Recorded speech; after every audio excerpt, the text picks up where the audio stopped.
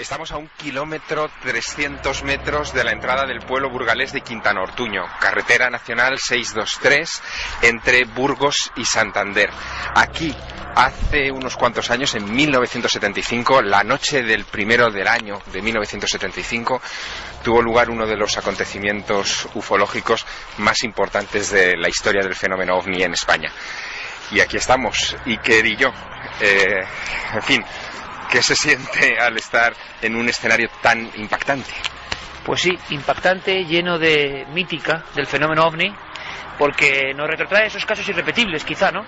Seguramente lo que más puede interesar a nuestros oyentes, Javier, es que en esta misma rastrojera que ahora mismo suena, la estamos pisando, nos estamos metiendo ya en lo que es un linde, aparece una de las fotos más sensacionales de la historia de la ufología española. La actualidad española, día 20 de enero de 1975, es decir, 19 días después del incidente, varios soldados aseguran que aquí vimos el OVNI. Aquí, donde estamos ahora mismo, Javier. Señalan una huella por la que estamos ahora mismo transitando tú y yo, de 300 metros cuadrados. El informador es Pedro J. Ramírez, que ha llegado hasta este mismo punto para hacer unas fotografías sensacionales. Los informes militares también están aquí. Esta noche van a hablar algunos de sus protagonistas. Pero lo increíble, como adelantaba Javier Sierra, es que recibíamos una información. La Vox Populi decía que esa noche de enero, o 2 noches de enero, de los ovnis en España, en el norte de España, con aterrizajes, quemaduras, pruebas, informes, interrogatorios, tenía más testigos. Testigos que llevaban 30 años callados. Cazadores que no solo vieron los mismos objetos, sino mucho más cerca. Podríamos decir que prácticamente cazadores furtivos fueron tocados o quemados por esos objetos de procedencia desconocida. Javier Sierra, buenas noches. Muy buenas noches, Iker. Y estábamos ahí por una cuestión que luego van a entender, puramente emocional, puramente de niños que hemos crecido con este misterio, tocando ese suelo. La llamada era rápida, directa, y nos hizo coger el coche rápidamente. Esos cazadores furtivos de diferentes puntos de la provincia de Burgos, que en tiempos todavía del franquismo callaron, querían hablar, pero su testimonio era algo que superó cualquier expectativa. Nos enfrentamos, querido amigo, a la auténtica verdad que está detrás del fenómeno OVNI. La llamada era irresistible porque nos estaban dando nuevas pistas sobre unos acontecimientos que, como bien has dicho, han pasado a los libros de historia de los ovnis con letras mayúsculas. El 1 de enero de 1975 y el día 2, el día siguiente, 2 de enero de 1975, se vieron los mismos tipos de ovnis en distintas regiones de España y en ambos casos hubo importante participación militar. Lo que ocurría ahora es que 3 personas con nombres y apellidos: Pablo Casado, de 70 años, Bruno Larachi, de 69, y José Luis Lasso, de 72, ese día de 1975, esa noche del 1 de año de 1975, estaban apostados en unas colinas tratando de cazar furtivamente jabalíes. Y precisamente por esa razón, por la razón del furtivismo, no se atrevieron a dar testimonio en su momento a las autoridades, ni lo denunciaron, sino que se lo callaron. Y tras 35 años en silencio, han hecho memoria y circunstancialmente ese testimonio ha llegado a nuestra mesa de redacción. Con ese testimonio, que nos va a permitir vivir la noche, o una porción de noche, en uno de estos casos que, de verdad, uno ya no puede decir si cree o no cree en los ovnis, jamás, por lo menos nosotros. Otra cosa es que son los ovnis. Hagamos el experimento, amigos, a ver cómo asimiláis todo esto. El tipo de voces, la rotundidad, gente acostumbrada a cazar el jabalí a pecho descubierto, gente que nos ha transmitido su miedo 35 años después, y que en la misma región estaban viendo los mismos objetos, una especie de campanas luminosas rojizas desde diferentes puntos, pero los tuvieron tan cerca que casi pudieron tocarlos, como digo. Y había más sorpresas. Es curioso porque luego vamos a hablar con Manolo Aguera y con Felipe Sánchez. Conducían un vehículo con otros 2 compañeros de la Academia de Ingenieros del Ejército de Burgos. Y ellos representan hoy uno de esos casos militares que sigue sin resolver. Hasta las personas más críticas que han analizado el fenómeno OVNI con lupa, buscando cualquier explicación, nunca han podido con el llamado caso Quintana Ortuño. Lo han considerado algo inexplicable. 4 objetos de gran tamaño, físicos, que queman un campo, asustan a unos soldados, los deslumbran y que están siendo vistos en diferentes puntos por diferentes personas. Al día siguiente, en el polígono de tiro de Bardenas Reales, unos soldados ven una huella con llamas. Algo ha quemado el campo, están analizándola y de repente aparece el objeto entre las torres de control. Al mismo tiempo, las radios hacían interferencias. El caso se consideró secreto. Esta noche queremos romper la perspectiva de ese secreto porque es nuestra obligación.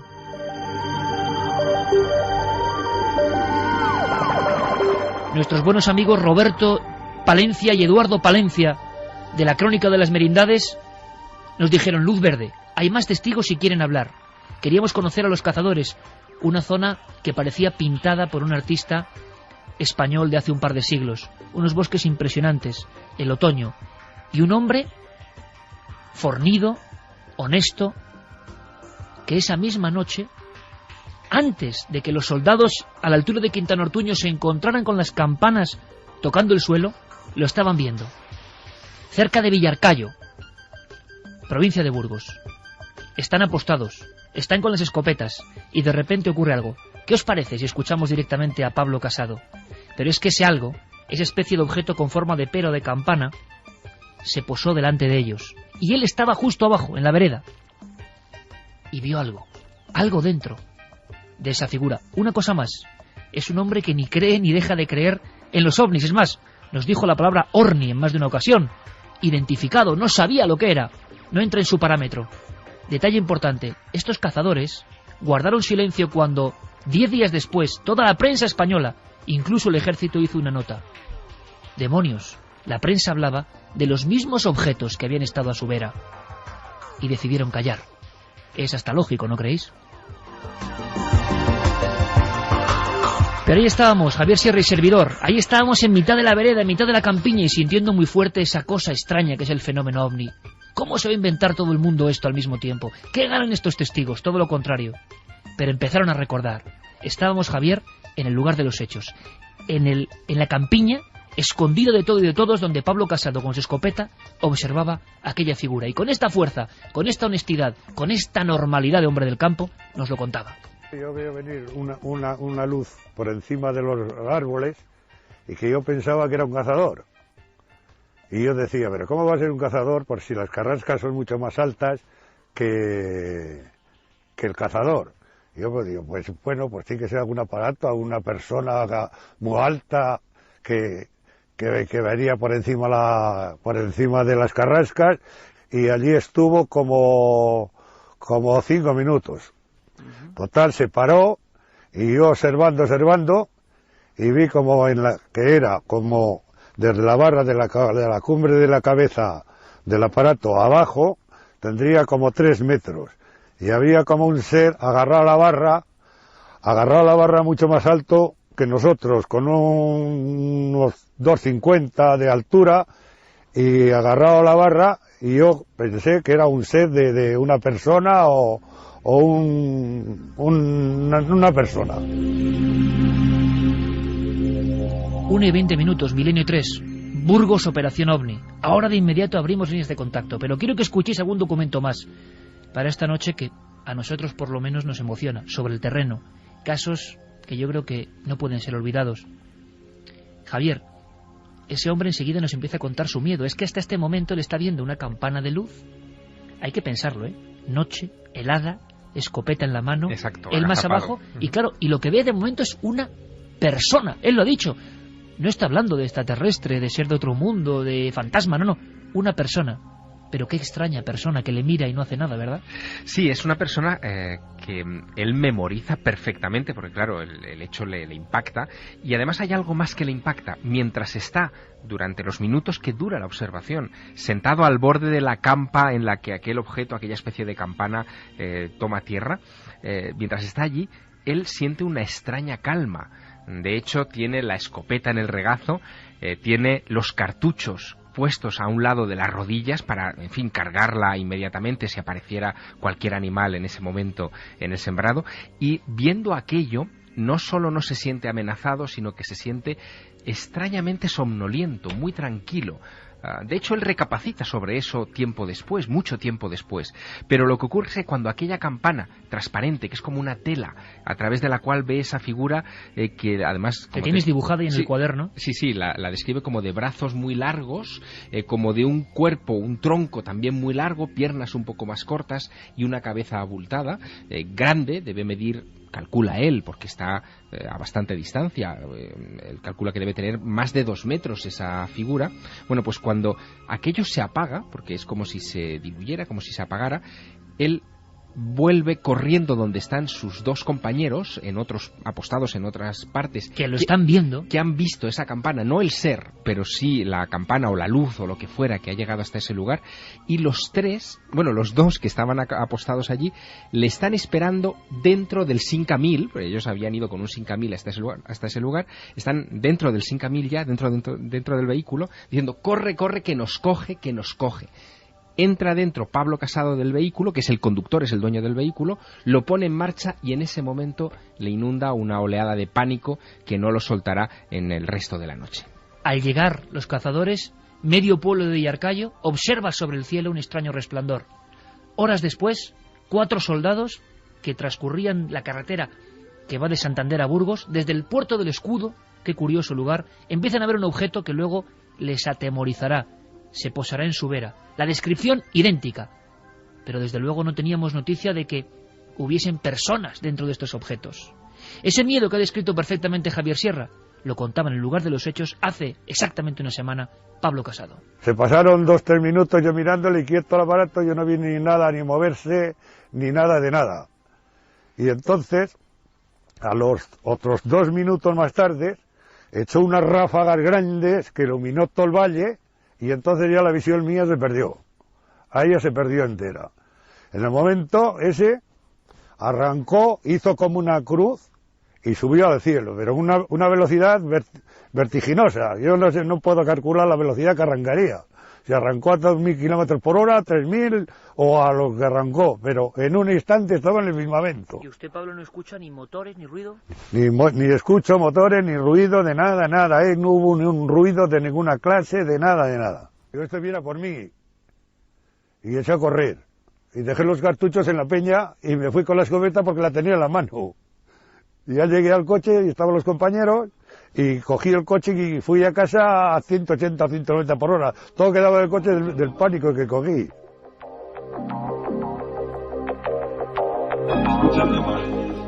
Descripción exacta a, repetimos, el caso que dentro de los informes del Ejército Español, 20 años secreto, no ha podido ser resuelto jamás. Quizá una primera observación antes del encuentro de los soldados en el kilómetro 14 de la carretera Burgos-Santander. Desde luego, hubo una cosa más, y hay un detalle más que queremos contar. Llevábamos por esos azares del destino, y Javier puede dar fe de ello, entre toda esta documentación que ahora mismo tenemos aquí, un recorte sobre otro caso de la época. Un caso en el cual varios testigos, también militares, observan una especie de campana de luz y dentro un ser. Es Javier Sierra que me propone, ¿por qué no le enseñamos los dibujos de los militares, repito, sobre esos seres observados en Galdar, Gran Canaria? A ver cuál es la reacción de Pablo Casado en mitad de esa campiña. Bueno, pues esta fue la reacción.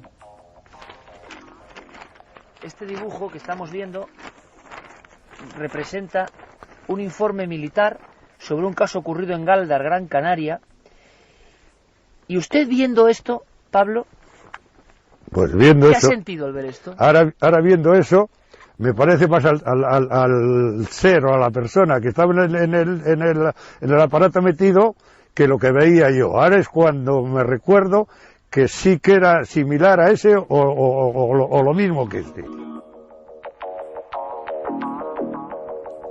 Vaya impacto el de Pablo, un hombre de 1,80, un hombre de envergadura, conocido por su valor en toda la comarca de Villarcayo, cazadores furtivos, personas intachables de comportamiento, pero que en aquel momento ayudaban en una finca cazando el jabalí. Ese miedo nos lo transmitió y no dejaba de mirar el dibujo. Es un dibujo de un ser alto, vestido de oscuro, y que él vio dentro de ese objeto. Pero los otros compañeros, uno de ellos, por inquietud, por miedo, por respeto a estos temas, no quiere hablar. El otro fue muy amable con nosotros, Bruno Larachi. Él también te describe perfectamente, primero, que se habían visto objetos antes en esa misma zona, pero segundo, un terror absoluto, ¿no? Y salir a la carrera dejándose los cartuchos unos cazadores porque ese objeto está ahí y cree que les va a coger. Hasta el punto de que después de esa experiencia, Bruno nos contaba que ya no volvió a salir nunca más solo de cacería, que en fin, que ya no se atrevería a coger la escopeta e irse como furtivo sin ningún tipo de protección digamos, o de equipo de refuerzo por si acaso, porque temían que volviera a pasar algo. Y también hay un dato muy curioso, y es que unos días antes el propio Bruno nos decía que, estando también de cacería, recordemos que son las fechas de Navidad, que la gente tiene más tiempo y que esta gente aprovechaba precisamente esas fiestas en las que estaba la Guardia Civil ocupada con otras cosas, precisamente para sus correrías ilegales, ¿no? Bueno, pues en ese tiempo, unos días antes, él observa también algo muy extraño. Son una serie de luces en una campa muy cercana a donde tiene lugar este aterrizaje, una serie de luces como de avión, dice él. De hecho, él cree que en principio podría tratarse de algún tipo de aeronave en apuros, que desciende casi al borde de las copas de los árboles y termina desapareciendo entre uno de los recovecos de esos valles, sin que hasta ahora le haya podido tampoco encontrar ninguna explicación, pero convencido de que guardaba alguna relación con esa campana que verían días después. Por ejemplo, usted, en su caso, que estaba allá arriba... Ahí mismo estaba yo. Vigilando. Cuando usted ve la luz que pasa más o menos cerca de donde está Pablo, ¿usted qué cree que es esa luz? Que estaban otros cazando. O sea, usted sigue pensando que son eran otros furtivos. Que eran furtivos. Pero un furtivo no va con una linterna tan grande, ¿no? Eso es lo que yo me achaqué.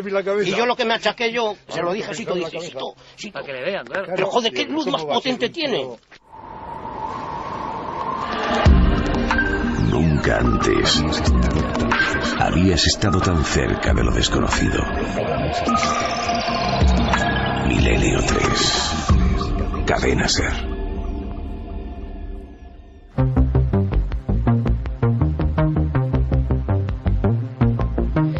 1:29 y estamos todos, por supuesto, todo el equipo, pero con este material fresco que quizá dé otra dimensión a uno de los casos más impresionantes de aterrizaje de objeto volante no identificado ocurrido, no solo en España, me atrevo a decir, y yo creo que no me equivoco, en el mundo. Carmen, buenas noches. Buenas madrugadas, Iker. Noche de investigación, hay muchísimas más cosas, una agenda hoy muy importante, cuidado con actos muy próximos, pero lanzamos una pregunta de ese eterno fenómeno OVNI que lo llevamos dentro, ¿no? Que lo llevamos en la sangre.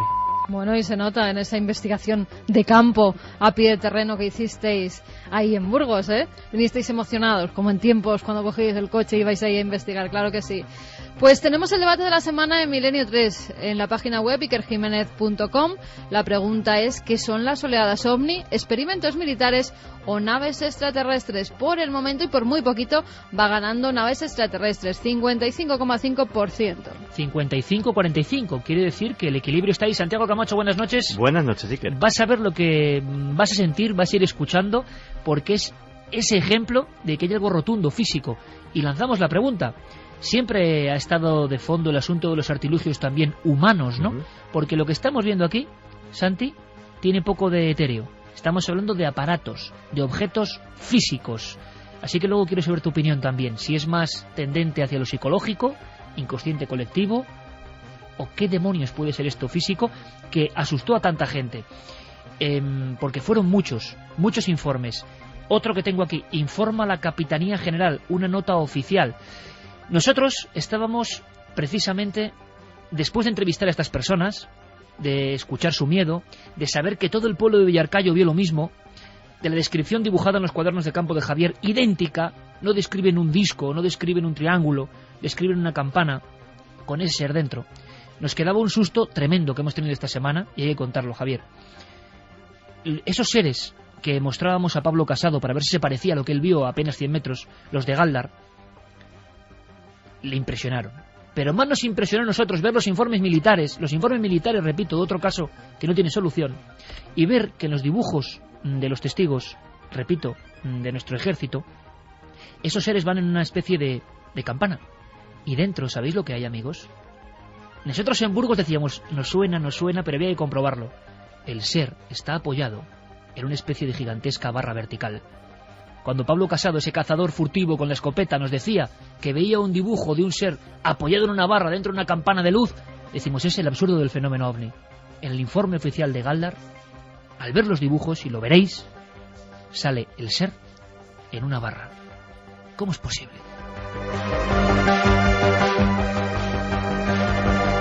Así que con esa emoción, siguiendo las pistas, siguiendo los datos, y hoy nos interesa mucho vuestra participación, evidentemente, en todas las vías de contacto para saber cómo late hoy el fenómeno ovni en España. ¿Qué creéis? Si es realidad ajena a nosotros o es realidad tecnológica desconocida. Pero fuimos, evidentemente, cogimos el coche y directamente nos fuimos en la noche, en la niebla, a Quintana Ortuño. No podía haber otro lugar, no podía haber otro destino, Javier. Queríamos sentir ese lugar de otra forma y comprender qué pudo pasar, sabiendo que esos mismos objetos habían estado por la zona horas antes. Estábamos en Quintana Ortuño y ahora de inmediato hablamos con uno de esos testigos, al que agradecemos enormemente su valentía, que estuvo allí, en este caso perfecto. Ahora mismo está cayendo la niebla de nuevo sobre esta paramera de Quintana Ortuño, y son muchas sensaciones, Javier. La sensación de que no solo Bardenas Real es Burgos, Quintana Ortuño o Villarcayo, sino me estoy acordando, y ahora estamos llegando casi al límite, al linde de este lugar marcado para siempre para la historia. Me estoy acordando de que el día 2 de enero, un vecino de Solarana, Carlos Izquierdo, con su Renault 6, casi destroza el acelerador, transitando por los pueblos de Nebreda, Cebreco, Revilla, Cabriada, porque asegura que le persigue, ¿qué, Javi? Una luz, un objeto opaco, y la descripción y el dibujo es de nuevo la campana, una especie de pera, de objeto ovalado rojizo que le empieza a hacer pasadas sobre un Renault 6. Ese fue el titular de JJ Benítez, pasadas sobre un Renault 6. Vamos con la memoria de nuevo a ese lugar. Por cierto, vías de contacto, Carmen, las abrimos. Vamos a abrir vías de contacto 27699, palabra clave milenio, espacio y vuestros mensajes, si nos escribís a través del SMS, del teléfono móvil, milenio3 con número @cadenaser.com, y como siempre www.cadenaser.com si queréis dejar vuestros mensajes, y los vamos subiendo segundo a segundo. Me ha comentado Guillermo León que también hay en Twitter servicio de noticias de la nave del misterio, Twitter, la nave del misterio, ahí lo buscáis. Y como siempre, Iker, sorteamos 3 libros en esta ocasión, van a ser todos de Ramiro Calle, que tenemos que celebrar que se ha librado de la muerte. Sí, estuvo en el túnel, cercana a la muerte. Pero mira, para celebrarlo vamos a sortear 3 de sus obras. Perfecto. Y queremos vuestra opinión. Como queremos la opinión del hombre que conducía aquel coche legendario para muchos de nosotros, un Mini Morris 850, que venía de Cantabria, que estaba ya llegando a la Academia de Ingenieros de Burgos, y que de repente en el kilómetro 14, donde estábamos Javier y yo pasando frío, pero sobre todo viviendo el fenómeno, observan algo. Ese hombre es Manuel Agüera. Manuel, buenas noches. Muy buenas noches.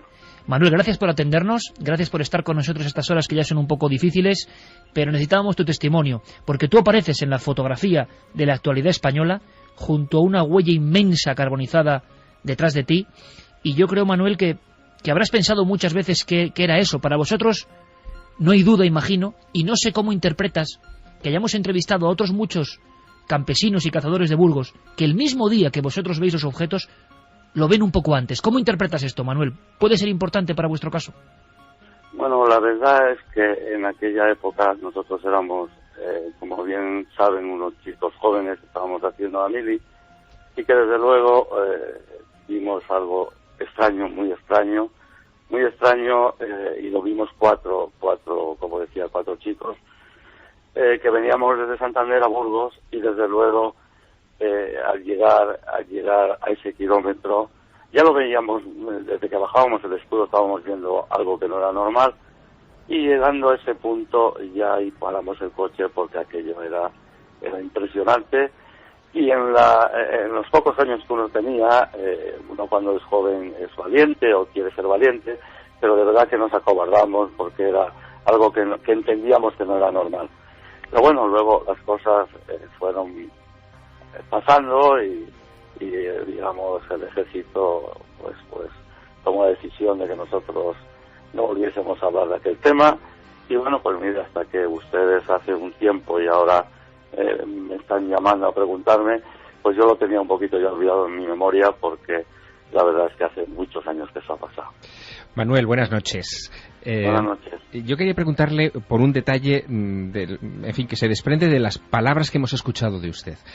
Dice que, en un momento determinado los militares le dijeron que no hablaran más del tema. Pero, sin embargo, antes hubo un momento en el que los militares sí les dieron luz verde para que hablaran. Llegaron ustedes a hacer declaraciones a varios medios de comunicación, ¿no es cierto? Está diciendo usted verdad, es cierto.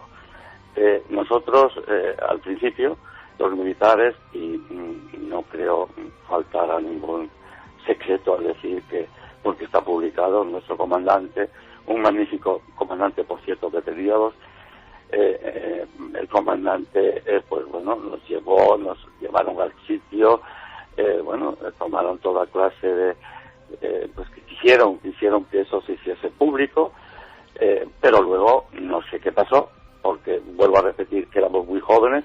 Puedo intuir o puedo pensar ahora el tiempo, creo que inminentemente en unos días, de preguntarlos y llevarnos y llevarnos a la base para hacer mediciones.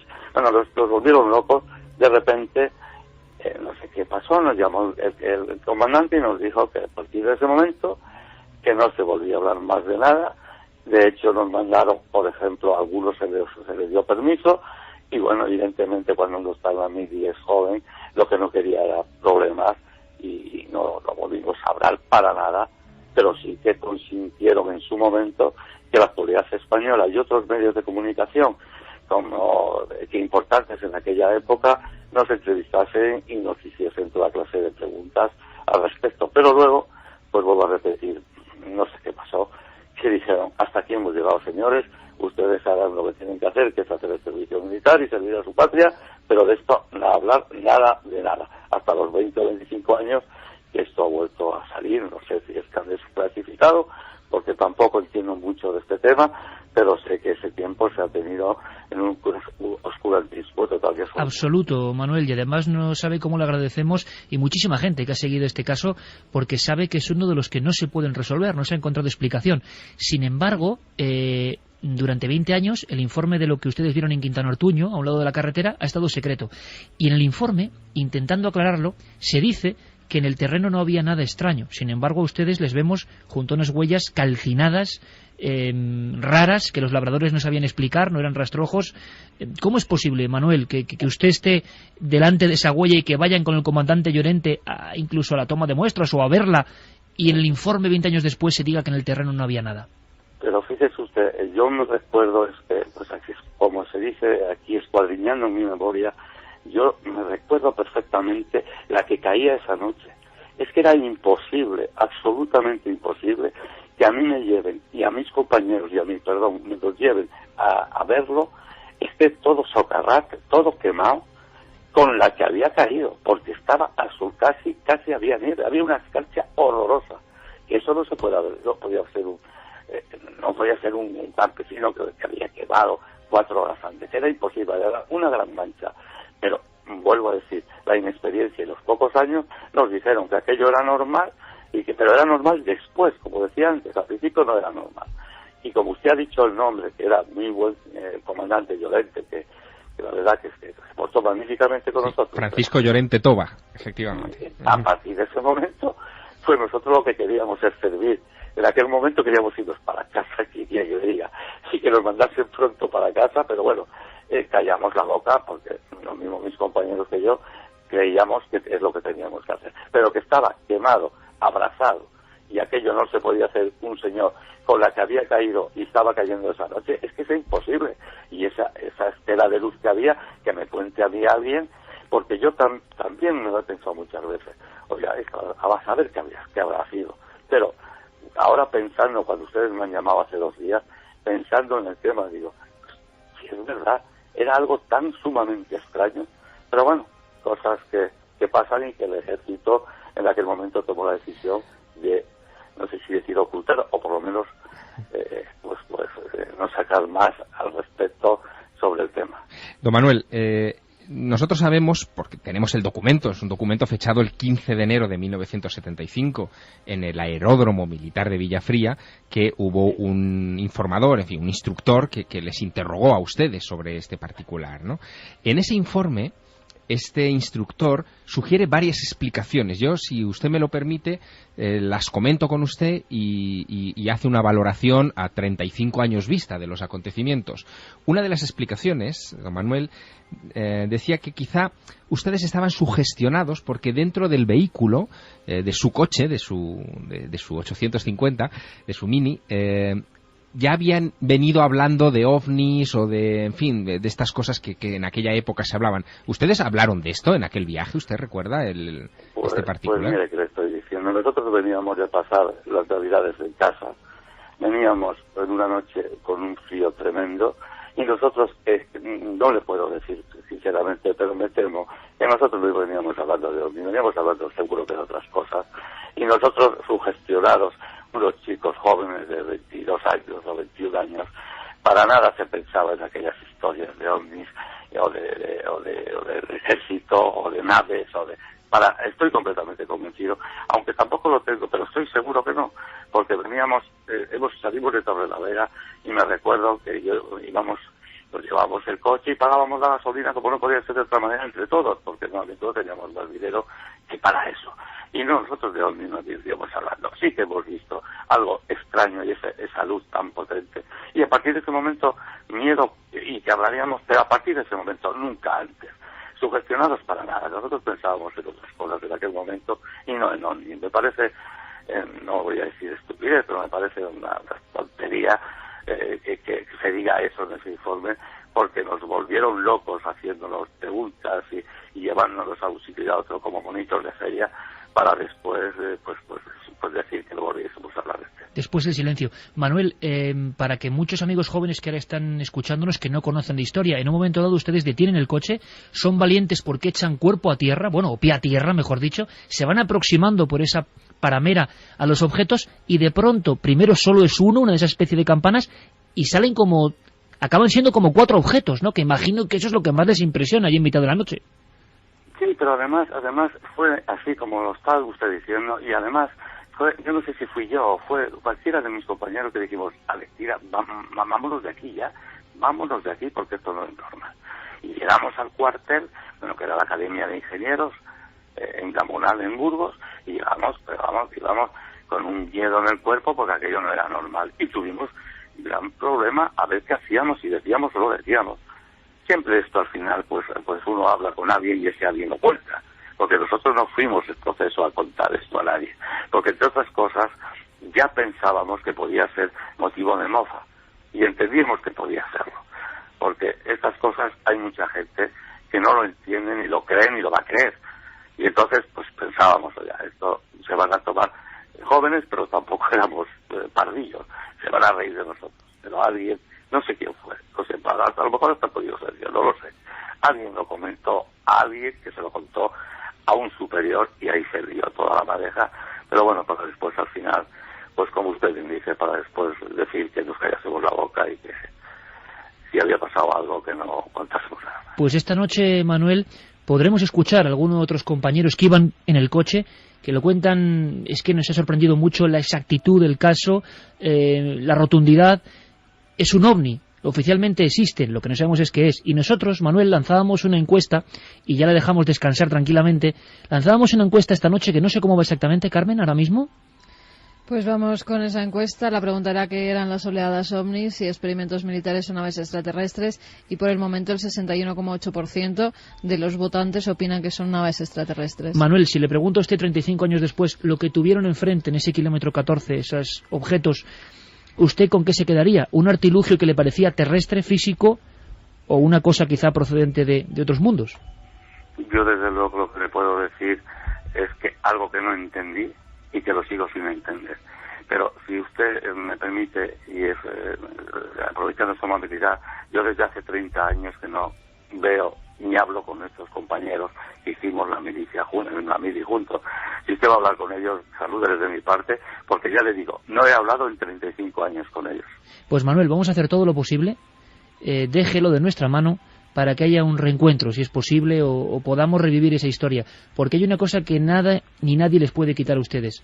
30 años después, nadie, ni el más crítico de los expertos, ha podido dar una explicación. Oficialmente ustedes estuvieron delante de 4 objetos volantes no identificados, aterrizaron, y nosotros estamos viendo que otras personas los vieron esa misma noche.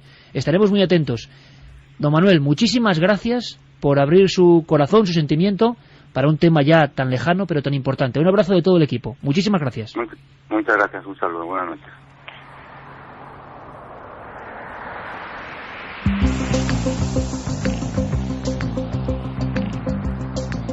Y claro que hubo, hombre, impresiona, ¿no? Porque esto no es hablar de Estados Unidos, no es hablar de Roswell, del Área 51, de cosas que están muy bien pero que nos quedan lejanas, Javier, que la gente puede decir, bueno, allí esto ha ocurrido en Burgos y ha habido silenciamiento militar.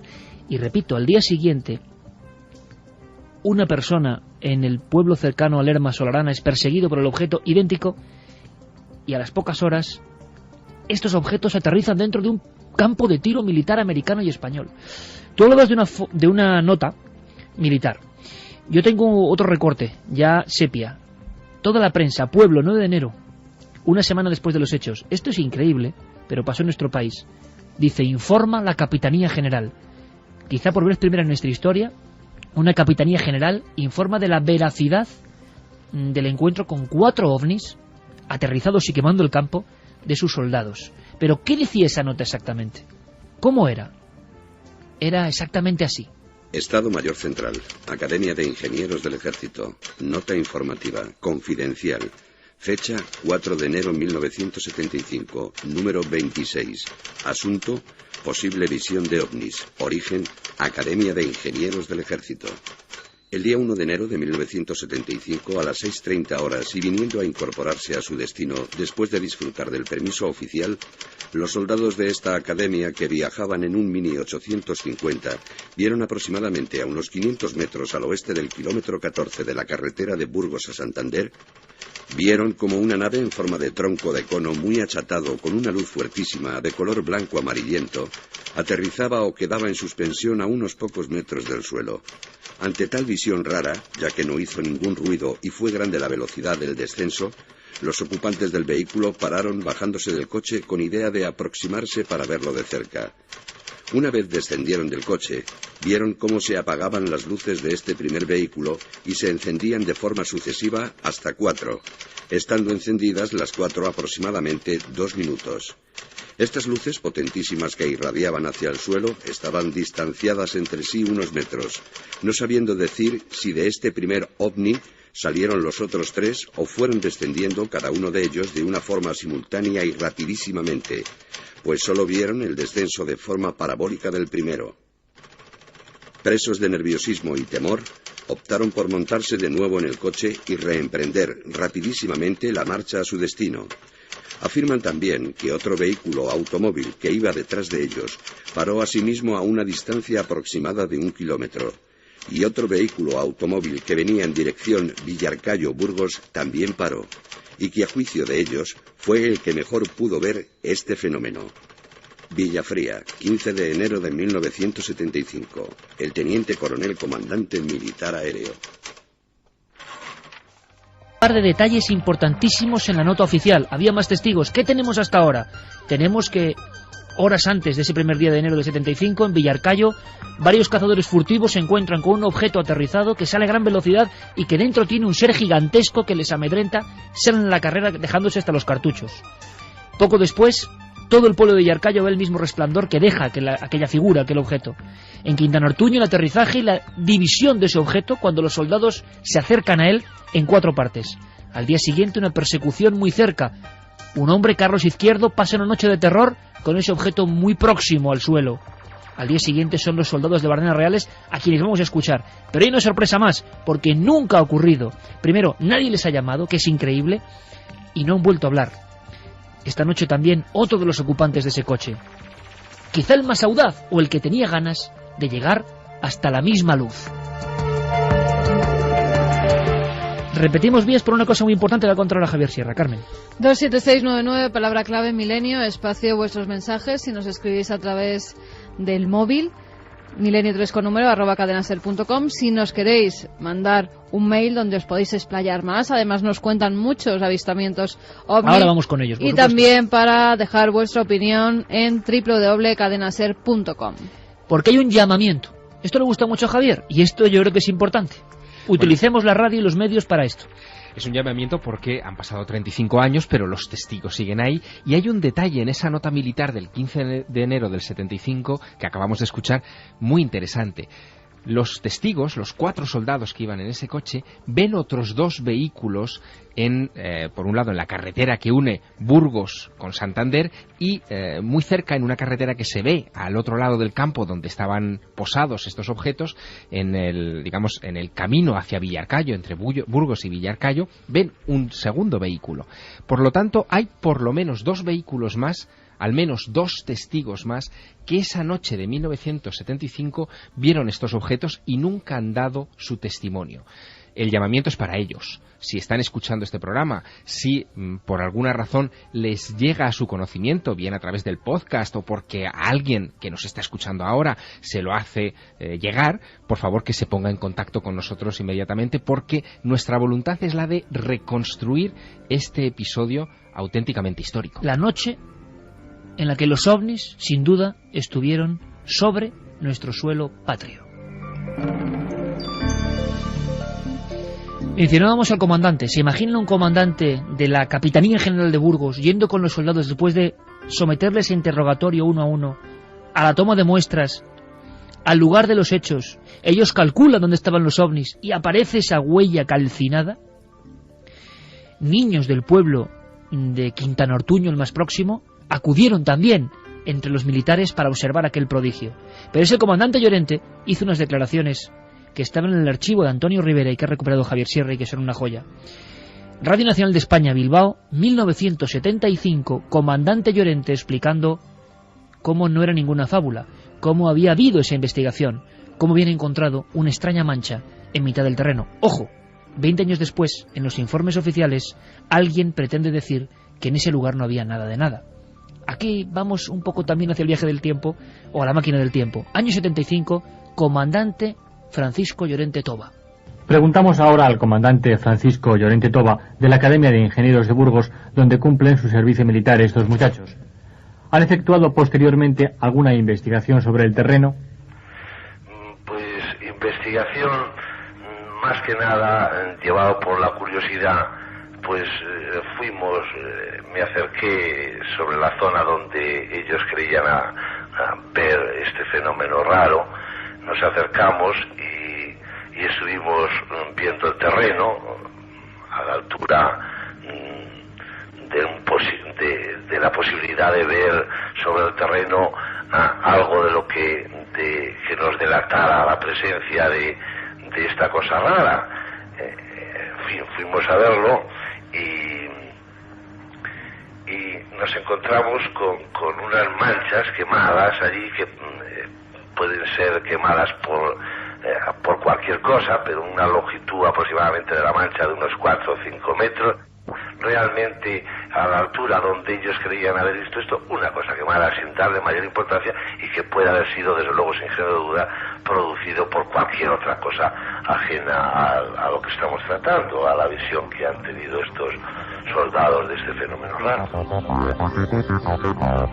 Pero como veréis, amigos, ya hay como una especie de sensación en el comandante de quitar, ¿no?, hierro al asunto. Era una mancha, pero era cualquier otra cosa. Nosotros vivimos una experiencia bien curiosa en el bar Carlos, que es el último edificio antes del lugar donde aterrizó el ovni. La vamos a contar a la vuelta. Es una de esas experiencias, bueno, pues inauditas, ¿no?, pero que nos dan más pistas, más claves de qué pasó en aquella paramera helada el día 1 de enero del 75, en el caso más importante quizá que ha habido de ovnis por lo físico y por sus huellas en el terreno en nuestro país. Estábamos Javier y yo ya medio calados por la niebla y el bar Carlos, siempre ahí bueno, también estaba en la época, por supuesto, el último edificio, y dijimos, vamos a entrar con los recortes a ver qué ocurre. Y ocurrieron cosas. Como están ocurriendo cosas en el 76 27699, porque están llegando, yo no sé si opiniones o muchos casos. Está llegando de todo, opiniones y casos. Nos decían, por ejemplo, que han pasado varias veces por la 623 y que no sabía nada de todo esto. José Manuel decía que a veces piensa que son afortunados los que han vivido un avistamiento después de escuchar a estos testigos y el terror que pasan ya no tanto. Hugo desde Perú nos informa que los ovnis aparecen en las bases de nuestra Fuerza Aérea y hasta hubo un intento de derribo. Nos comentaba. Hombre, y entrevistamos a ese capitán aquí en este programa que disparó contra un ovni. Ricardo, cuando era joven, estando en compañía de mis padres, divisamos un objeto en el cielo que hacía movimientos rarísimos y de repente la luz del pueblo se fue quedándose a oscuras hasta que ese objeto desapareció.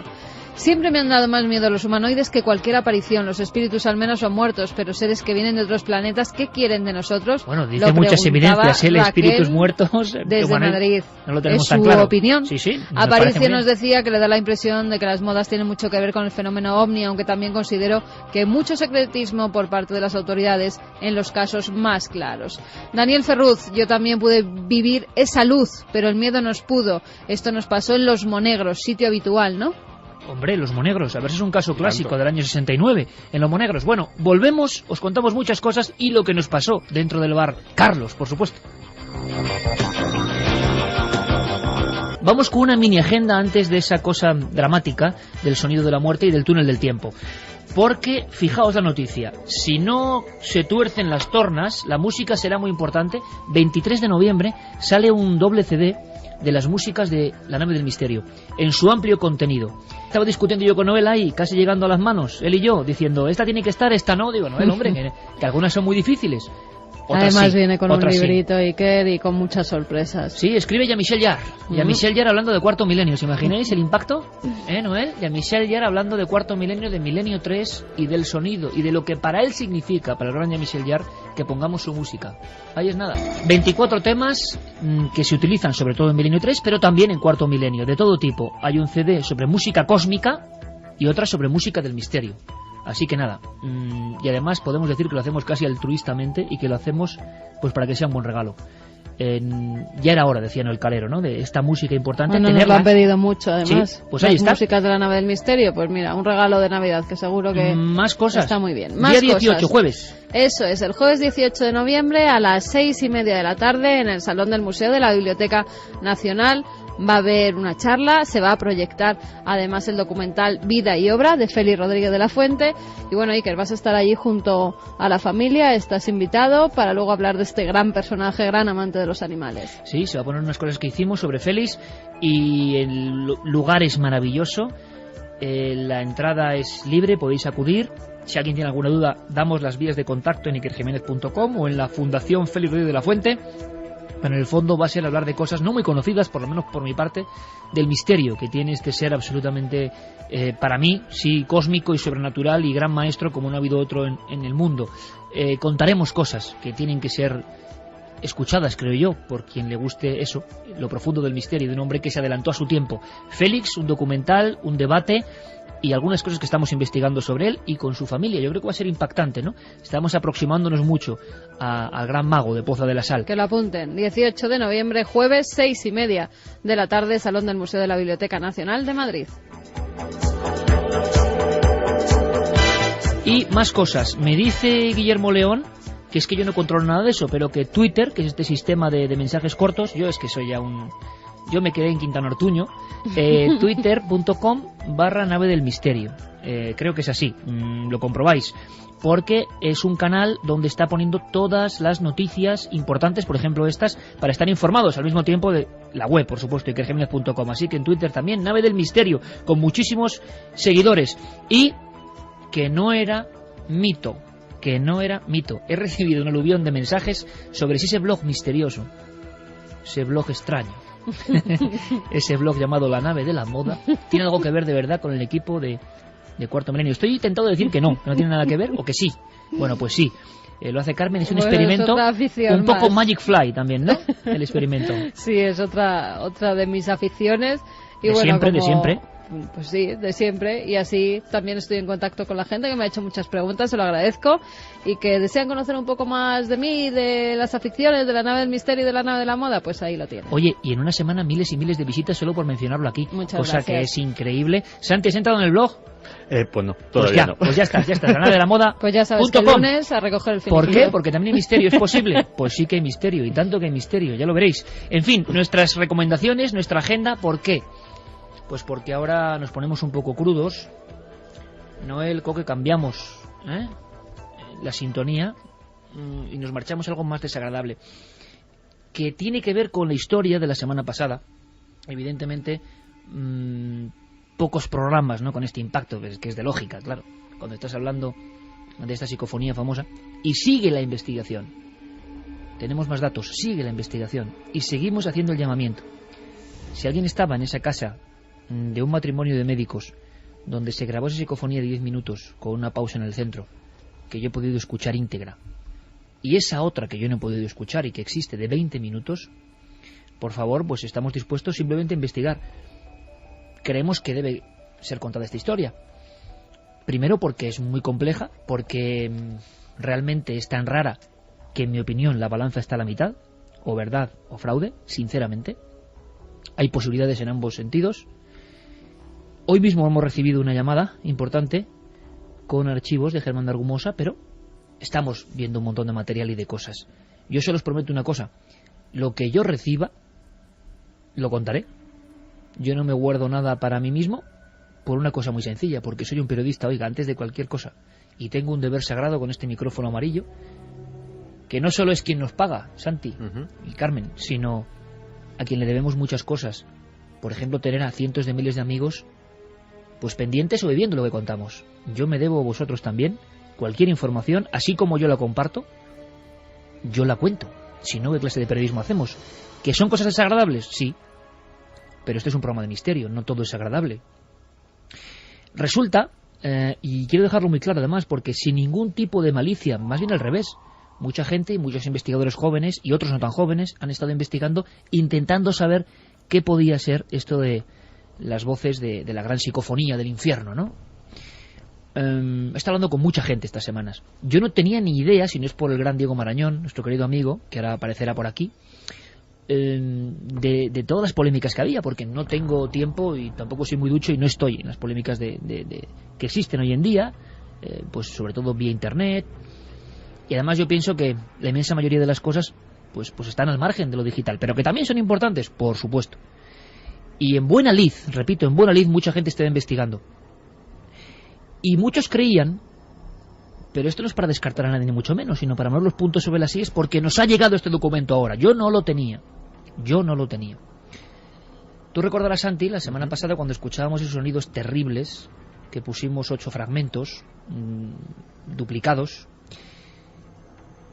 Yo repito que pasé una malísima noche en Villarcayo recordando la psicofonía entera, que investigaremos. Quiero volver a agradecer a los muchachos de la otra frontera pues todo su esfuerzo. Ellos también siguen investigando y lo bonito es que se han abierto vías paralelas y a mí me da igual quién llegue a la conclusión o no, si lo importante es que el público sepa cosas de esa psicofonía que para Germán fue tan importante. Bueno, hace unos meses se pensó que los sonidos de cerdos, matanza de cerdo, podían estar implicados en la consecución de esta psicofonía. ¿Os acordáis? Fue una de las teorías. Y todo esto surgió porque en el programa Medianoche, tantas veces comentado en el Túnel del Tiempo y en este mismo programa durante años de Antonio José Ales, se hizo una grabación terrible con Mariano Revilla, nuestro querido amigo Mariano Revilla, jefe de producción de la cadena SER de deportes y toda la vida aquí. Él nos comentaba un día que se salpicó hasta el micrófono, hasta el Nagra, perdón, hasta la cinta abierta, grabando la matanza de un cerdo. Bueno, pues la memoria popular, la leyenda, lo que sea, interpreta que puede ser la psicofonía de Germán de Argumosa algo hecho con matanza de cerdo. Yo pensé, hasta que no escuche de nuevo los archivos sonoros donde está esa noche de Antonio José Ales, que yo recuerdo perfectamente, casi siendo un niño, escucharla y ser de lo más horrible que he escuchado nunca, podré comparar. Lo he hecho y yo creo, personalmente, que no tiene nada que ver. Nada que ver. Creo que los sonidos de la psicofonía de Germán vienen de otro lugar, sean fraudulentos o no. Son muy terroríficos, muy terribles, y no tienen que ver con la muerte en vivo, que es la matanza de un cerdo. Explicó Antonio José Ales en su día, año 79, que cuando se hicieron estos experimentos sonoros, estas grabaciones, no se mató al cerdo exprofeso para hacer la grabación, simplemente se acudió a un lugar donde había matanza de cerdo. Lo que pasa es que es muy desagradable. Y estas son de esas cosas que no dan audiencia, sino al revés, os lo aseguro. Porque ahora mucha gente va a desconectar, porque es lógico. Pero esto es el sonido de la muerte, y lo presentaba mejor Antonio Josales que yo, indudablemente. Pero es un sonido que se repite cada día. Y se repite en cualquier lugar, en un matadero. En un matadero, si ponemos un grabador, tenemos el sonido de la muerte, y es terrorífico. Que no se quiere escuchar, o se tapen los ojos o los oídos, no quiere decir que no exista. Alés era un sabio del sonido, quiso impresionar a su audiencia y supo perfectamente que el sonido sin imagen es mucho más terrible, porque incluso divides lo que es la imagen de un cerdo. Tú estás escuchando simplemente el estertor de la muerte y eso lo hace mucho más impresionante.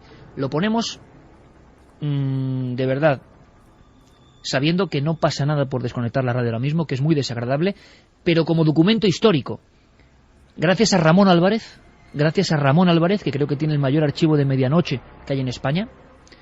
Yo le impliqué también en esta investigación, porque no es algo nuestro personal, sino, oye, todo el mundo que podamos conseguir cosas sobre la psicofonía, adelante. Ramón Álvarez ha estado peinando sus archivos en Lérida, uno a uno, y dice, Iker, he encontrado las grabaciones de la famosa matanza del cerdo de Antonio Josales. Escúchalas, no tienen nada que ver, porque es en la realidad, con la grabación de Germán de Argumosa. Ahí está, para intentar por lo menos poner una pica en Flandes y saber por dónde van las investigaciones. Creo que se puede eliminar la teoría de que se utilizaron sonidos de cerdos para hacer la grabación, simplemente. Dicho esto, es un fragmento, Antonio Josales, final de los 70, la matanza del cerdo, el sonido de la muerte. Vamos a escuchar el sonido de la muerte. El sonido de la muerte de un animal. Es una muerte que hacemos muy frecuentemente. Y en una determinada época del año, en el otoño, esta muerte se convierte en casi un ritual. Un ritual que suena muy desagradablemente. Van ustedes a escuchar gritos y van a escuchar el gotear de la sangre. No es una persona. Es un animal. Es un cerdo. Y la pregunta que yo les hago, y no voy a dar ninguna respuesta, es: ¿sufre el animal? ¿Se da cuenta de que muere? Juzguen ustedes mismos. Y esa se la coge mejor. Nada, hasta luego. Nos vemos ahí arriba.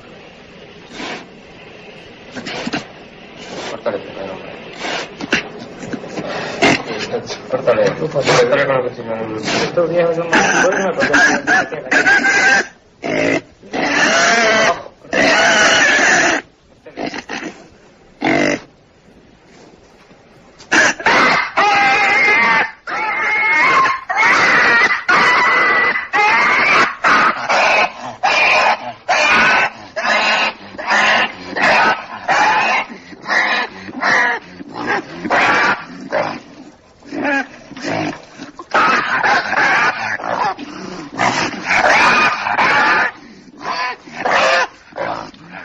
Nos llevamos el sonido porque era mucho más largo, evidentemente, y con más fragmentos y más cosas terribles, pero ahí está. ¿Por qué es importante? Y no queremos hacer sufrir más a las personas. Primero, porque es la muerte, y es verdad. Y no podemos frivolizar con esto. La muerte de alguien que es herido en la guerra, imagino que es algo parecido, y que muere solo, igual ahora mismo, en un campo de batalla, de algún lugar que nadie vigila. Pero es verdad que tiene, yo creo, poco que ver, ¿no?, con los sonidos, el tipo de sonidos también a otro nivel terroríficos que escuchábamos en la grabación de Germán de Argumosa. Esta era la famosa grabación de Antonio Josales y la ponemos para descartar hipótesis simplemente, y no la dejamos más, porque es así de desagradable y así de... Como tantas cosas ocurren todos los días, cuidado y no vemos y no queremos ver. No, la verdad es que el sonido no lo conocía y es impresionante. Y desde luego ya quitando el sentimiento y poniéndote en una perspectiva absolutamente fría y objetiva, no tiene absolutamente nada que ver con ninguno de esos elementos, de esas capas superpuestas que de alguna forma se oían. Los chillidos de niñas, por ejemplo, sí, que se oían perfectamente y que eran humanos, no era esta sensación del morir de un animal que es terrible, ¿no? No, esto tiene una intensidad y una cualidad propia y desde luego es esta grabación, y yo creo que ninguna parecida, han participado de lo que son esas psicofonías. Qué mal cuerpo deja esto, ¿eh? Qué mal cuerpo deja esto. Alés era un maestro, pero estas cosas yo creo eran brutales también, ¿eh? Pero él lanzaba una pregunta, ¿no?, de lo que ocurre en la sociedad moderna, de esos animales. Él se preguntaba después, no lo vamos a escuchar, pero se preguntaba después si el animal que va en fila hacia el matadero... Yo no me voy a meter en polémicas, porque siempre se critican las mismas cosas, que si los toros, que si tal... Bien, pero el animal que todos los días va al matadero para que todo el mundo coma, y está en la fila, y está viendo que llega, si era consciente o no de que llegaba a la muerte o no, escuchando los sonidos de otros, se hacía una serie de preguntas. Salés en esa época estaba en plan reflexionando. Es verdad que no queremos escuchar ciertas cosas, y él se dedicó a poner esos sonidos. Una experiencia dura, pero que yo creo, Carmen, igual, que no tiene que ver, como habían pensado muchos al ser un documento antiguo, que eran las voces de cerdos. Creo que, en mi opinión, no se parecen en nada. No se parecen en nada. Y fíjate, viene bien, esto no es maltrato animal, porque esto es la matanza que se ha hecho en los pueblos de siempre, de toda la vida, para hacer los chorizos, las morcillas, los jamones, lo de siempre. Ahora se sigue haciendo en muchos pueblos también, y como bien decía Siker, en los mataderos. Es súper desagradable, a mí me pone mal cuerpo, a todo el mundo. Y el hacer daño a los animales todavía más. Pero me viene al pelo porque ha salido hoy una noticia sobre el maltrato animal. Por fin, a que maltrate a un animal va a tener pena de cárcel de 3 meses. Qué pena que haya llegado esto ahora y no a los que ataron a la perrita al parachoques. Bueno, pues sí, pues mira, pero para los que pretendan atar muchas perritas a los parachoques o quemarlas o colgar a los galgos de los pinos, bueno, pues que se lo piensen 2 veces. A partir del día 22 de diciembre se considera delito el daño injustificado a los animales, de 3 meses a 1 año de prisión. Y por favor, que paguen esa prisión. Pues me parece una noticia traída al pelo, con una idea desagradable que nos pone un mal cuerpo horrible, que yo entiendo como mucha gente, y hemos escuchado 20 segundos, ¿eh? El corte eran 4 minutos. El corte eran 4 minutos, con luego unos comentarios de Alés. O sea que imaginaos el mal trago. Mucha reflexión también. Uno se vuelve vegetariano, imagino, ¿no?, después de escuchar esto. Pero el hombre siempre ha sido también cazador. Ahora este sufrimiento es lógico. En fin, muchas cuestiones que Antonio José Alés, maestro de la radio, deslizaba a través de este mismo micrófono, lo que es la vida, pero que tiene poco que ver con la psicofonía del infierno, en nuestra opinión. En la vuestra, bueno, pues comparar los sonidos de la semana pasada, que han batido todo tipo de récords en Internet, compararlos con esto, yo creo que tiene poco que ver. Y seguimos esperando datos y clarificando cosas. Y si nos equivocamos, lo diremos. Queremos llegar al fondo de la cuestión de esa psicofonía que al parecer mató a una persona de 40 años llamado Juan, año 85 o principios del 86. Cualquier ayuda, buena es. Antes del túnel del tiempo, vamos con unos mensajes para quitarnos este horrible sonido de la mente. Bueno, nos siguen llegando mensajes sobre los objetos volantes no identificados. Nos decían, me creo lo que está contando este cazador en el programa de hoy, ya que yo también vi junto a mi mujer y primos hace 4 años en la playa de Torredembarra, en Tarragona, un objeto que vino de mar adentro y se quedó firme y desapareció hacia arriba, haciendo estos movimientos de zigzag o cruz a una velocidad increíble. Jonathan nos dice que vive en Bruselas, que él fue testigo de la oleada ovni de los 90-91, desde entonces creo mucho en la vida extraterrestre. Un saludo desde Bélgica. José de Madrid, los ovnis no pueden ser ingenios humanos. Si así lo fueran, ¿cómo es posible que los aviones actuales no sean capaces de hacer esas maniobras? Marcelo Fernández nos comentaba, vosotros sabéis si estoy o no equivocado, pero me da la sensación de que los ovnis tienen predilección por los militares. ¿Es por las guardias que les dan más oportunidades de verlos? Porque son los casos más publicitados por su credibilidad. A saber, un saludo a todo el equipo. Una vez viniendo de Sant Cugat a las 4 de la mañana con el coche me persiguió un foco de unos 45 centímetros de diámetro con círculos concéntricos y de color blanco. Raquel nos decía que siempre le han aterrorizado las historias de humanoides, pensar que vienen a observarnos, quizás tranquiliza más pensar en experimentos militares. Luis desde Zaragoza, una noche de 1988 se vio aterrizar una gigantesca nave iluminada por cientos de luces. Al acudir al lugar donde aterrizó no había absolutamente nada. O sea, sigue llegando, cada vez que abrimos, es bonito esto, ¿no?, el umbral de los ovnis. Vamos a ver cómo va la encuesta. Me interesa mucho saber el resultado de la encuesta. Aparece la marea de casos, ¿no?, de historias. Si a esa chica que escribía le impresionaba el tema de los humanoides, a mí siempre me ha impresionado también. Recuerdo cuando he soltado yo esa exclamación, ese caso es que es impresionante. Peral de Arlanza, los 3 chicos tienen varias observaciones, van en un Simca 1200, van por las carreteras entre Burgos y Palencia, están absolutamente solos en la carretera secundaria. Y con esta música que pone Noel de Pink Floyd, viene al pelo. Es una esfera. No olvidaré nunca esa descripción que sale en los periódicos, ¿no? En la Gaceta del Norte. Una esfera, como un pequeño sol en mitad de la noche, y un individuo como de unos 2 metros, con los brazos en jarras, el pelo parecía ondear, largo, muy alto, y aunque no se veía la cara porque era una sombra, les seguía mirando. Ellos siguen con el coche, pasan una loma, parece que ha desaparecido todo, y cuando llegan cerca de la finca Pinilla, de nuevo la esfera y el ser, en distinta posición, observándoles. Encuesta. Muchos oyentes, Iker, que nos dicen que sí que es peor el sonido que incluso la imagen. Vamos con la encuesta. La pregunta era ¿qué son las oleadas OVNI? Y las respuestas, experimentos militares o naves extraterrestres. Pues gana esta última opción con un 62,2%. Interesante. Túnel del tiempo. Abrimos nuestras puertas hacia el pasado, hacia lo adimensional. Vámonos al que fue el juicio del siglo. Alternativa 3 era un episodio más, un capítulo de una serie de mucho prestigio en Inglaterra que se llamaba Informe Científico. Medianoche. En que ya las pantallas de televisión están reflejando un punto luminoso. Las psicofonías son grabaciones paranormales en cinta magnetofónica. Los archivos aproximadamente 3.000 casos de encuentros con los humanoides. Esta noche, mágica. La Cruz del Diablo, de Gustavo Adolfo Becker. Que el metal se está fundiendo y dice que pronto se convertirá en algo así como plástico. Concretamente esta cuchara que tengo en la mano es nueva totalmente. El túnel del tiempo. Hay que decir aquello de qué buenos eran los Beatles. Se van a cumplir 30 años de la muerte de John Lennon. Temazo para que nos cuentes historias, Santi, ¿eh? Historias de los Beatles hay muchas, sí. Muchas. Haremos un especial, ¿por qué no? Historias de los Beatles. Estar enfrente del edificio de Dakota, ¿eh? Todavía tiene su misterio. Da un poco de miedo. Y con Helter Skelter, que tiene mucho que ver con esta historia, conectamos con San Vicente de la Barquera. Diego Marañón, buenas noches. Hola Iker, buenas noches, ¿qué tal? ¿Por qué una canción para empezar?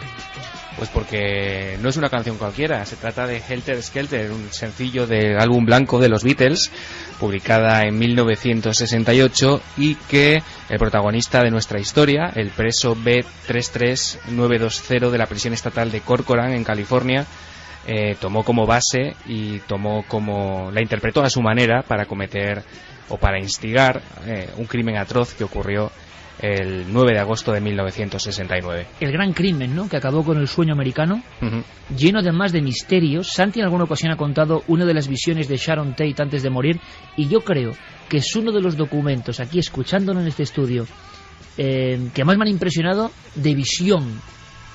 Vamos a recordarlo luego, claro que sí, porque es que pasaron muchas cosas. Pero antes, una pequeña joya.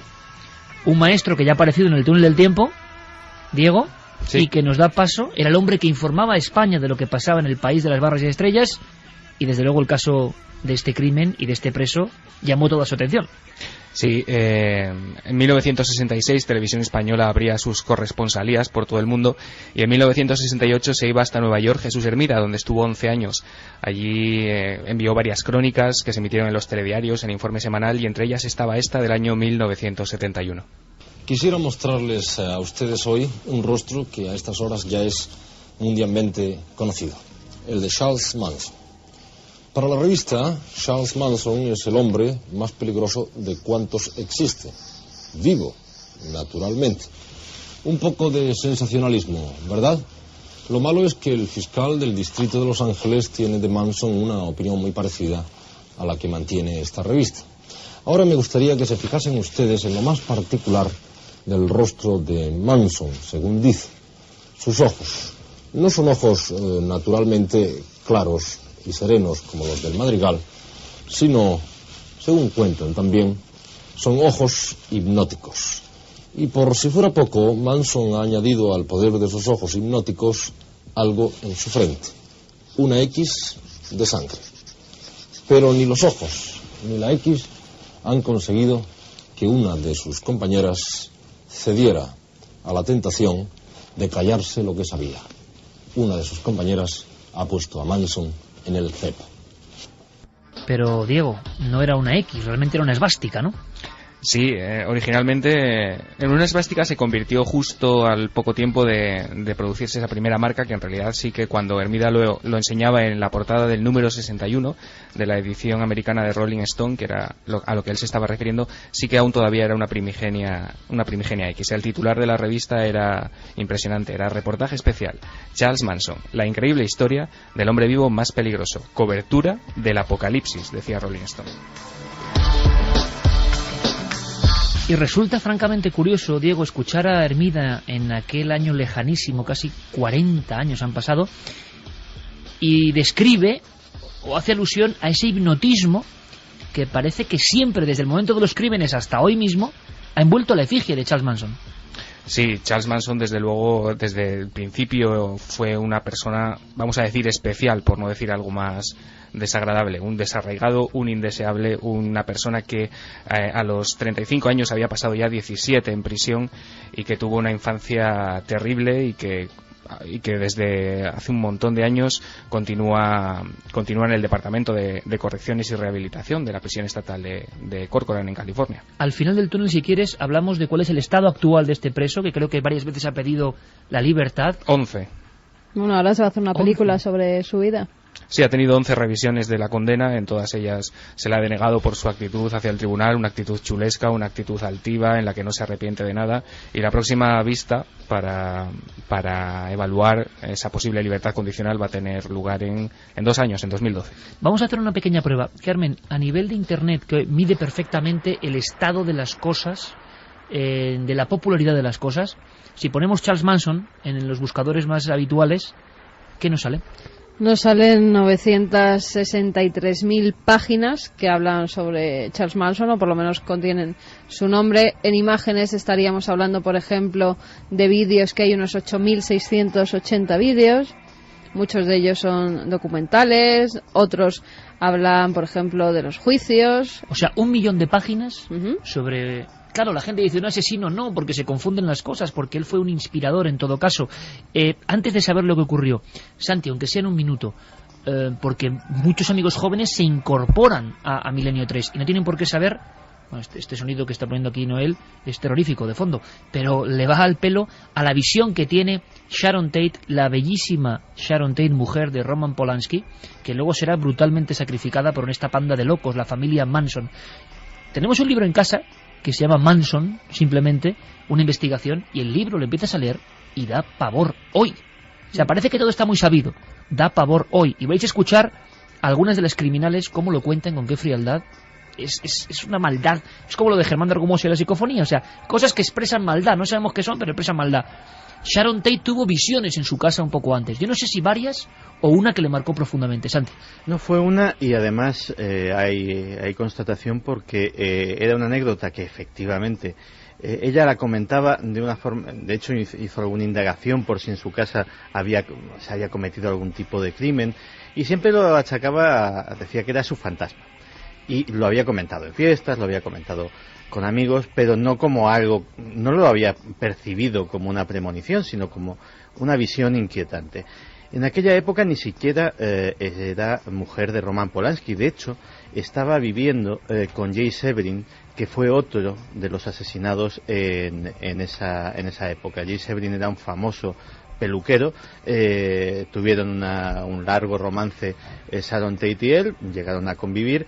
De hecho, Severin, para hacernos una idea, es el autor del peinado de Jim Morrison, en el que le podemos ver en todos los álbumes. Pues esa idea de esa melena pues se le ocurrió a este buen señor. Y una noche estaban ambos en la cama durmiendo, y como pasa miles de veces, especialmente en un verano californiano, pues sintió calor, sintió sed y decidió bajar a la cocina a beber un vaso de agua.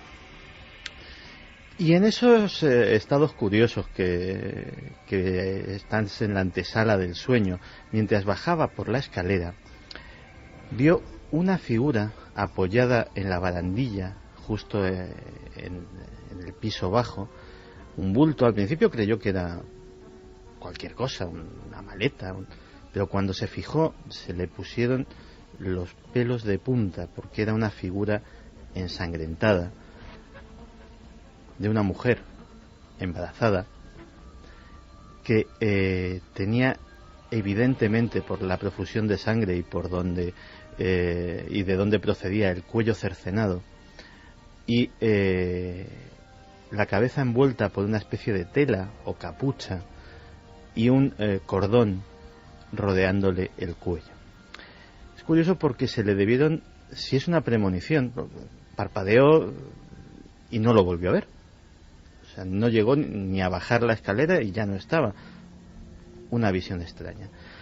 Pero si es una premonición, la verdad es que juntó los destinos finales de las dos personas que estaban durmiendo en aquella casa, porque ella misma la noche fatídica murió embarazada, degollada y con un cordón rodeándole el cuello, y no con una tela o capucha, pero su pareja en aquel momento, que dormía unos metros más arriba, sí que apareció en las mismas condiciones con una tela envolviéndole la cabeza. En esa casa se produce el infierno porque llegan estos individuos, la familia Manson, una especie de escuadrilla de la muerte. Al final, Diego, a día de hoy podemos saber, vamos a escuchar a Manson ahora, hablando precisamente de las inscripciones que dejaron en las paredes, qué sentido tenían. Pero él era el instigador, él ordenó realmente a esta gente a hacer el crimen. Bueno, al menos por eso se le condenó, aunque él siempre lo ha negado, sobre todo últimamente. A lo largo de los años, él ha ido reafirmándose en su idea de que los asesinos actuaron por su cuenta, de que él solamente, digamos, era el líder de ese grupo, de la familia, pero que en cualquier caso los actos que ellos cometían eran responsabilidad exclusivamente suya. Hay dos pintadas en la casa cuando masacran a este matrimonio y a las personas que están ahí, que dan un mal rollo impresionante, se puede decir así.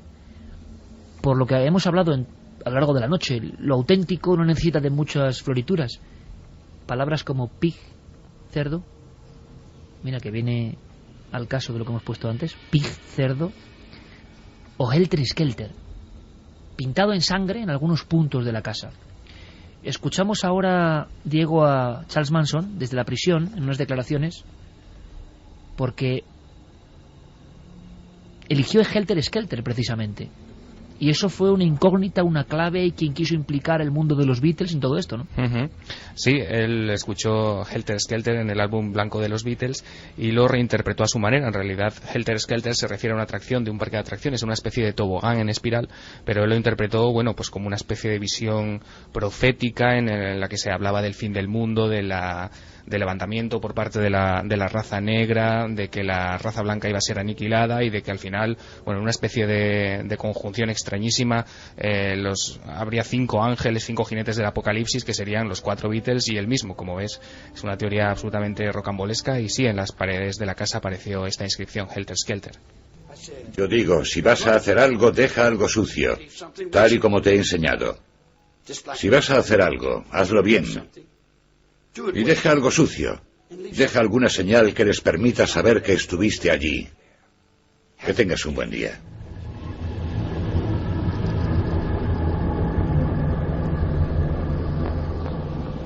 Hubo una serie de muertes que se pueden contar en titulares, Diego.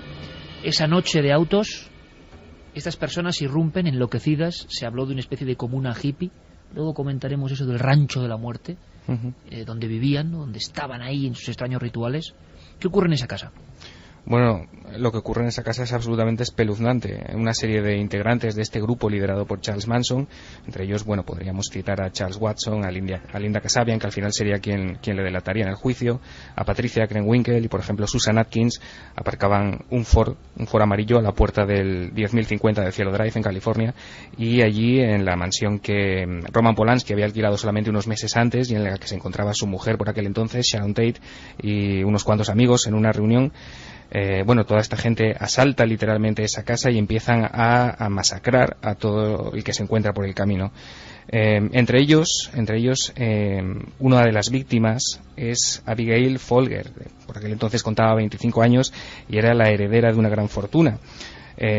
Acabó cosida a puñaladas por Patricia Krenwinkel. Patricia Krenwinkel era una de las integrantes, una de las chicas, vamos a decir, de Charles Manson. Hoy tiene 62 años, es la mujer que lleva más tiempo encarcelada en el sistema penitenciario de California, y tenemos un corte donde cuenta su participación y cómo acabó con la vida de esta chica. Lo que sucedió fue que comenzaron a pelearse. Empezó una pelea entre Tex y aquel hombre, Jay Sebring, y él le disparó. Todos los demás, llegados a aquel punto, comenzaron a estar realmente asustados y aterrorizados. Y lo que pasó entonces fue que intentamos atarlos a todos. Y mientras intentábamos atarlos a todos, Abigail Folger perdió el control y se escapó. Yo corrí tras ella con un cuchillo en la mano y salimos por la puerta trasera hacia el jardín y yo comencé a acuchillarla. La tumbé y la acuchillé. Recuerdo que me decía que ya estaba muerta. Estábamos bloqueados. Era algo como, vale, tiene que ser así. Quiero decir que éramos como robots, como algo que teníamos que hacer. Cuando regresé al rancho y salí del coche, Charlie se acercó y nos preguntó qué tal había ido. Aquella fue la primera vez que yo le miré y le dije, Charlie, eran muy jóvenes. 3:46, la historia del juicio del siglo. Qué frialdad, qué terrible frialdad en esa asesina que apuñaló repetidas veces a otra persona. ¿Por qué? ¿Qué motivo había detrás de todo esto? Hay un dossier que tiene Carmen en la mesa, periódicos españoles, el impacto es brutal y se habla de locura hippie, LSD, satanismo, ataque al sistema de vida de Hollywood de las estrellas, mazazo increíble. Mira, sobre esta mujer que hemos escuchado, en el año 2008 pide por última vez que por favor la saquen de la cárcel. Tiene un cáncer cerebral en un nivel terminal y de nuevo el juzgado deniega que no hay razones humanitarias porque ellos tampoco tuvieron ningún tipo de razón al asesinar a todas esas personas, con lo cual esta mujer sigue estando en prisión. Todos tienen cadena perpetua, incluido Charles Manson, que fue condenado a pena de muerte, pero luego al final se la conmutaron por la cadena perpetua. Hay un montón de imágenes, Iker, donde se habla de la pesadilla, donde se habla de hipnosis, de LSD en los asesinatos contra Manson y sus discípulas, en los juicios, la última aparición de Manson, donde le vemos con apenas 55 kilos de peso durante el juicio, ya tenía esa especie de X, esa marca que se había hecho en el entrecejo. Vemos también algunas caras, algunos rostros de Manson completamente ido, como si estuviera loco, o eso era lo que quería hacer entender. Hipnotizador. Santi, a día de hoy, ¿qué tesis oficial hay detrás de este asesinato que es quizá el más célebre del siglo XX, asesinato ritual? ¿Por qué? Vamos a ver, es muy complejo, pero vamos a intentar resumirlo.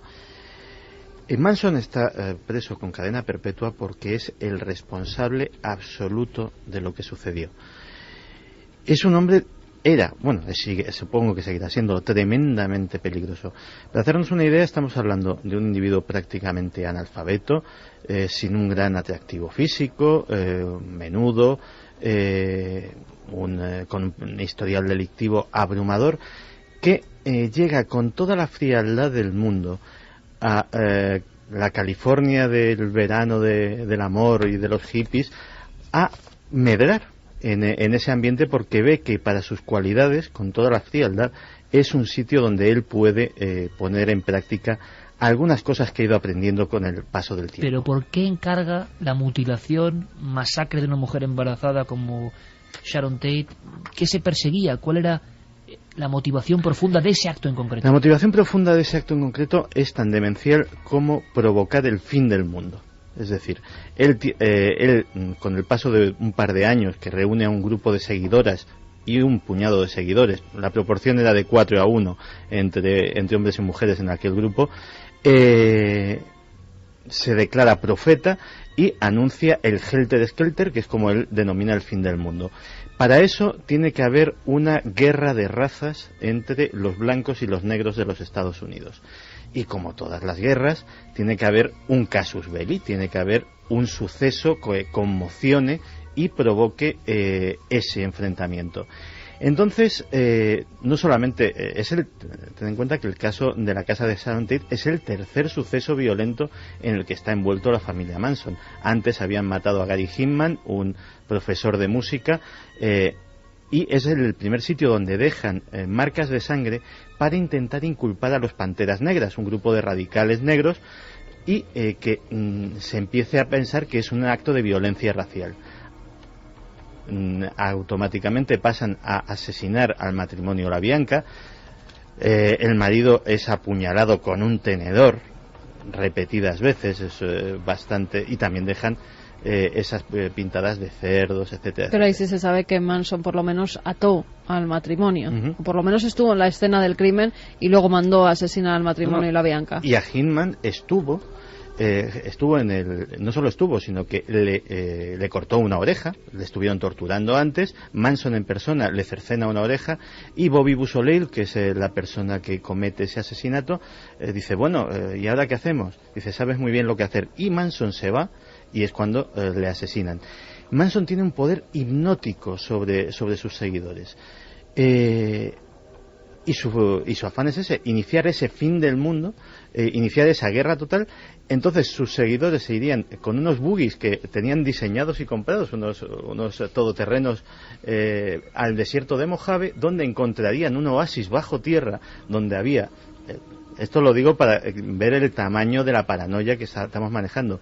Donde había un árbol que daba 12 tipos de fruta diferentes, una cada mes del año, y con eso se alimentarían. Allí los seguidores de Manson se multiplicarían hasta alcanzar la cifra de 144.000, que son los que menciona la Biblia, saldrían a la superficie y se convertirían en los nuevos regentes del mundo, que ya estaría devastado por esa guerra fratricida entre las dos razas. O sea, un delirio, pero que empujó sobre todo a mujeres que parece que bailaban la danza dramática y macabra de Manson. Las en chicas España, de primera línea las llamaba él, a las que eran más guapas y a las que le acompañaban a todas partes, les decía que eran sus chicas de primera línea, y se apunta también la teoría de que uno de los participantes en la fiesta de Sharon Tate había mantenido relaciones con una de ellas, y por eso también Charles Manson mandó esa noche asesinar a todos los que estuvieran allí. Y no solo eso, sino que estaba en contra de la opulencia de estos ricos y famosos, que decía que le habían quitado algunas de sus canciones, esa paranoia que tenía en la cabeza. Es que contra esa casa en concreto tenía algo que no tenía nada que ver con la familia Tate. Antes esa casa había pertenecido a un productor discográfico que, pertenecía, de hecho, la casa era de alquiler, era el dueño, que había sido recomendado por uno de los Beach Boys, que tenía cierta amistad con Charles Manson. Oye, este chaval compone canciones de tipo folk, las letras son muy fuertes, pero yo creo que podrían servir.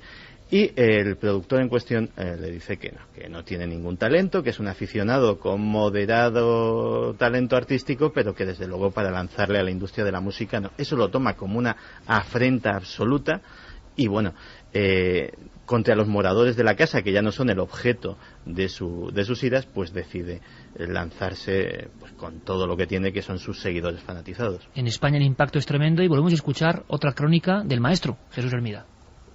No más empezar el juicio en Los Ángeles, y el mismo día en que comenzó la declaración de una de las testigos principales, Linda Kasabian, o Kasabian, según dicen aquí, algunos miembros del grupo familia Manson, que todavía andan por ahí, trataron de convencer a su amiga Kasabian para que no acusara a Manson, de convencerla de que antes de hablar mirase a Manson fijamente a los ojos y viese la X de sangre en su frente, que por cierto Manson se hizo con una cuchilla de afeitar, convencerla de que pensara que esa X era un símbolo de silencio. Pero por lo visto, Linda Kasabian, o Kasabian, ha preferido la inmunidad que le prometió el fiscal a cambio de su declaración y, repito, con ojos y con X ha contado su verdad. Traición en la secta de Manson, y un Manson, hay declaraciones, Diego, que no se ha arrepentido nunca. Exactamente, y sigue sin hacerlo. Vamos a escuchar un corte en el que, realmente yo creo que es una de las cosas más impresionantes que se han escuchado en este túnel del tiempo. Yo creo que no merece más comentario que simplemente escucharlo. Yo veo sangre aquí todos los días. Todos los días alguien es tiroteado, apuñalado, golpeado. Yo he vivido en eso toda mi vida. Eso no me quita el sueño. Amontona 100 cuerpos muertos delante de mi celda y eso no me conmoverá. Nunca violenté la voluntad de nadie. Nunca le dije a nadie que hiciese nada que no fuese lo que ellos querían hacer. O sea, descargando responsabilidades, Diego. Hay un documento que tú has recuperado de Televisión Española que a mí yo no lo conocía. Se ha hablado mucho de Roman Polanski, claro, y además envuelto en polémicas, gran cineasta, pero de vida turbulenta. La muerte de Sharon Tate es algo que nunca podrá olvidar, como un estigma, y hay declaraciones que él hizo tremendas sobre la muerte. Se habló mucho incluso, bueno, del desgarro que le hicieron, de 1000 truculencias en avanzadísimo estado de gestación en aquel ritual. Sí, es además una de las escasísimas ocasiones en las que Roman Polanski se ha referido al asunto. Creo que públicamente se pueden contar con los dedos de una mano. Una de esas ocasiones ocurrió en 1980 en Televisión Española durante una entrevista de la que tenemos un fragmento que si quieres escuchamos. Supongo que esto es doloroso para usted evocarlo, pero me imagino que durante un tiempo le dejaría realmente aplanado, como si hubiera sido un mazazo incomprensible del destino. Sharon era una mujer muy hermosa, tenía una cosa que comunicaba vitalidad, exultante, alegría en la pantalla. Sí, así es como la conocía usted. Nadie sabe cómo la conocía yo. Porque ustedes conocen su belleza física y su talento, pero yo conocía la belleza de su alma. Era realmente alguien excepcional, y solo los amigos íntimos recordarán lo buena que era como persona y lo maravillosa que era para vivir con ella. Era la primera vez que yo encontraba a alguien así en mi vida, y probablemente hubiera cambiado mi vida totalmente si no lo hubiera perdido. Por supuesto, es más fácil hablar de ello ahora, más de 10 años después, o 11 años después, que hace unos años, pero viéndolo desde esta perspectiva, sé que años y años después mi vida era totalmente distinta y yo no era la misma persona, ni creo que lo sea nunca más. Diego, evidente el trauma en Roman Polanski, y muchos dijeron que era culpable en el mundo del misterio y de la leyenda urbana, ¿no?, por haberse adentrado en mundos peligrosos y películas extrañas, ¿no? Sí, claro, hubo una leyenda que circuló por ahí que achacaba toda esta sangría y toda esta matanza al rodaje de La semilla del diablo. La verdad es que Polanski declaró tiempo después que estaba en el momento más feliz de su vida, y este corte que acabamos de escuchar, él no puede seguir, está con los ojos humedecidos y realmente emocionado. Es una breve crónica del juicio del siglo, de la historia de la familia Manson, con documentos de radio y televisión, una historia que nadie ha podido olvidar. Mientras tanto, ese preso continúa esperando la libertad y hipnotizando a muchísimas personas que le siguen, que venden camisetas con su efigie. Lo incomprensible, ¿no?, de este mundo del siglo XXI. Nuestro cronista en el tiempo, Diego Marañón, compañero, un abrazo grandísimo. Otro para ti, hasta la próxima, Iker.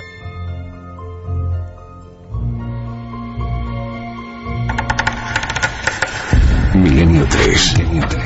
Detrás del misterio, en busca de una respuesta. Cadena SER.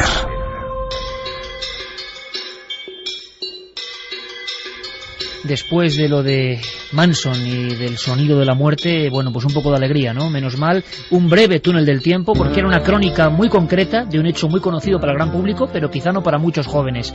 En fin, el túnel del tiempo es así, nos trae de repente el recuerdo, con la fuerza del sonido, cosas que siguen sin ser olvidadas del todo.